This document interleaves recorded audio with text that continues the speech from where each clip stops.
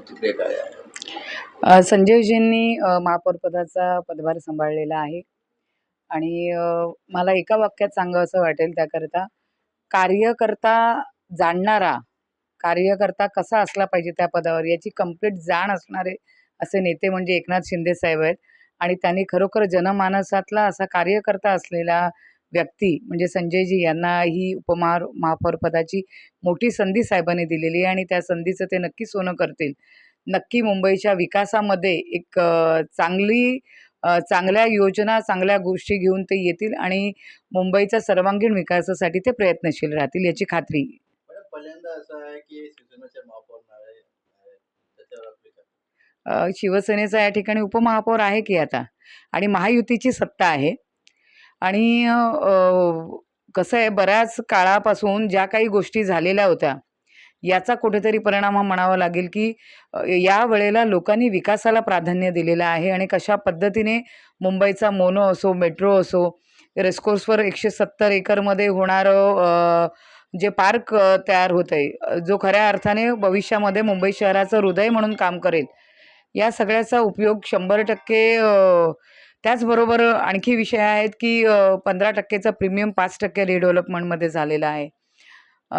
पागडी सिस्टमच्या ओसी नसलेल्या इमारतींना रिडेव्हलपमेंटचा मार्ग खुला झालेला आहे. याच्यामुळे मराठी माणूस पुन्हा एकदा मुंबईकडे परतेल आणि खड्डेयुक्त रस्ते आणि तिथून खड्डेमुक्त रस्ते असा जो प्रवास सुरू झालेला आहे, या सगळ्या गोष्टींमुळे महायुतीचा महापौर तिथे बसणं गरजेचं होतं. तो बसलेला आहे. उपमहापौर म्हणून संजयजी आलेले आहेत. आपला रोग जर एकनाथ शिंदे साहेब आणि शिवसेनेचे नगरसेवक कमी आले याच्याकडे असेल, तर संघटनात्मक याच्यात जर आमचं कुठे कमी हे झालं असेल, तर 100% भविष्यामध्ये आमची पूर्ण संघटनेतले पदाधिकारी ते अधिक बळकट करण्यासाठी पुढे कामाला लागू, एवढंच मी सांगते. विशाखा राऊत मराठी पत्रकारांना शिवीगाळ केलं, त्याच्यावर आपली काय प्रतिक्रिया? मी आज दुपारीच तो व्हिडिओ पाहिला. बऱ्याच जणांचे फोन आले महिलांचे, किंबहुना त्यांच्याच पक्षातील महिलांचे फोन आले की स्वतःचा अपमान झाल्यावर कसं वाटतं बघा.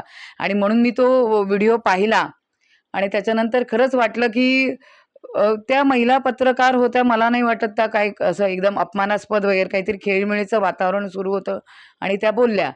पण त्याच्यानंतर त्यांनी जी प्रतिक्रिया दिली, लोकशाहीचा चौथा स्तंभ मानला जाणारा पत्रकार आणि पत्रकारिता, कुठेतरी या सगळ्याचाच अपमान त्या ठिकाणी झालाय का, असं मला तरी त्या ठिकाणी जाणवलं.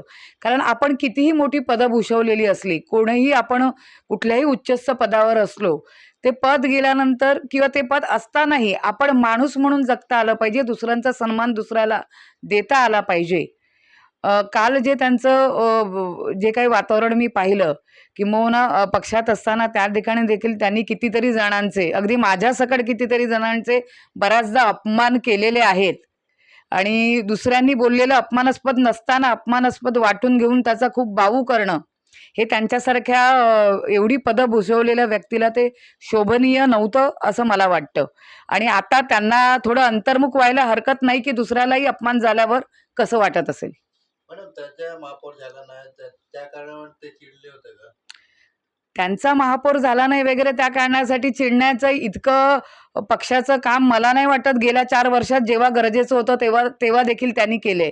स्वतःचं सांभाळण्याचंच काम त्यांचं सुरू होतं. आमच्यासारखेच कार्यकर्ते होते जे काम करत होते आणि म्हणून आमचे व्हिडिओ आता व्हायरल होतात. पण आम्ही जिथे आहोत तिथे आमच्या नेत्याचं अत्यंत ताकदीने आणि इमाने इतबारे काम करणार आणि तेच काम आता आम्ही शिंदे साहेबांसाठी खूप ताकदीने करणार आहोत. त्यांचे असे कुठले व्हिडिओ दाखवायला मिळणार नाहीत तुम्हाला मागच्या 4 वर्षातले, कारण कामच केलं नाही. स्वतः कसे सेफ राहू हेच बघत राहिलेले आहेत. त्यामुळे अशा व्यक्तींनी पक्षासाठी महापौर आला नाही म्हणून काही वाटलं किंवा काही अजिबात मला वाटत नाही ते.